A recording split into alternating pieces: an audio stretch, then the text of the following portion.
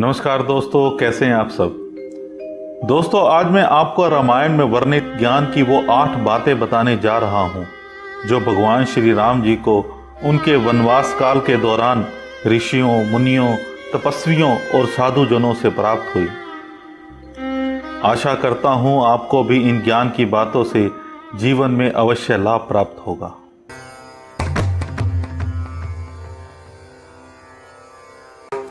हे राम, सबसे बड़ी शक्ति मन की है, परंतु मन एक चंचल घोड़े की भांति कभी स्थिर नहीं रहता। योग के द्वारा चित्त वृत्तियों का विरोध करके जो मन को काबू कर लेता है, उसका मन सर्वव्यापी आत्मा के अधीन होने से वो संसार की समस्त शक्तियों पर अपना अधिकार पा लेता है।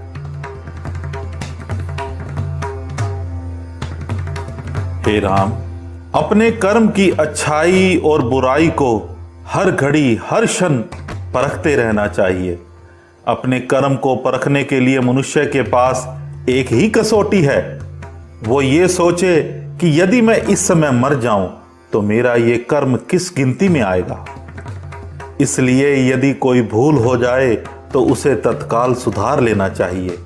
ये कभी ना सोचें कि आज की भूल को मैं कल सुधार लूंगा। कभी कभी काल कल का समय नहीं देता।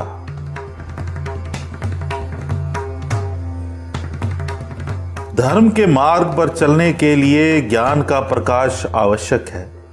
यदि ज्ञान का प्रकाश ना हो तो अंधकारपूर्ण मार्ग पर धर्म एक अंधे की भांति भटक सकता है।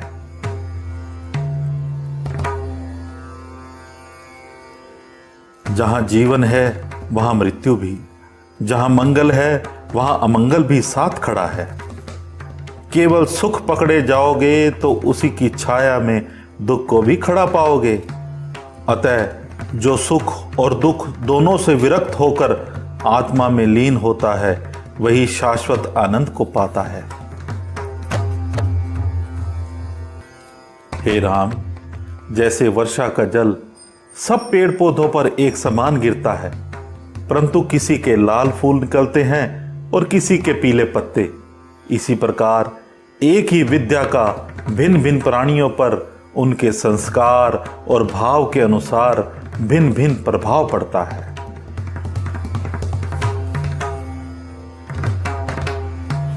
हे आर्यपुत्र, पत्थर पर लिखे अक्षर कभी नहीं मिटते, परंतु पानी पर लिखा क्षण भर भी नहीं रहता। मन में क्रोध और शत्रुता को उतनी देर रखना चाहिए जितनी देर पानी पर लिखा रह सकता है।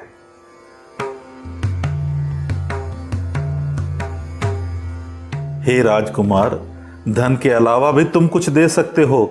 एक मीठा शब्द, एक प्यार भरी मुस्कान, उसका मोल तो धन से भी अधिक है।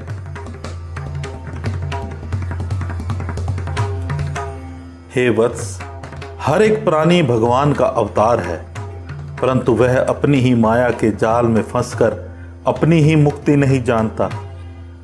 इस माया जाल से इंसान मुक्त हो सकता है स्वयं को पहचान कर, अपने भव्य स्वरूप को जानकर।